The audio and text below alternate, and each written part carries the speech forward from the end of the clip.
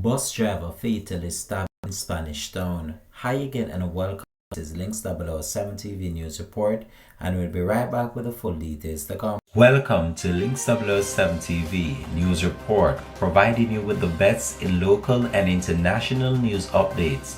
This is a place where you can get the most reliable and informative news information. Links 007 TV News Report.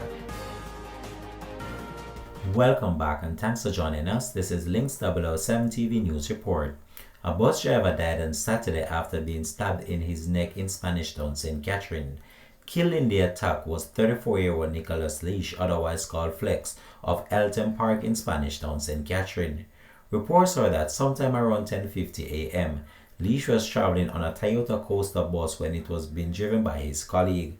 Upon reaching in the vicinity of a popular store along Young Street, two men boarded the bus. The men immediately attacked Leach, during which he was stabbed in the right side of his neck with a sharp object. His attackers then escaped. A motorist assisted the injured man to the Spanish Town Hospital, where he succumbed to his injuries. No motive has yet been established for the killing. The Spanish Town Criminal Investigation Branch is probing the matter. This has been Links 007 TV News Report. Thanks for watching.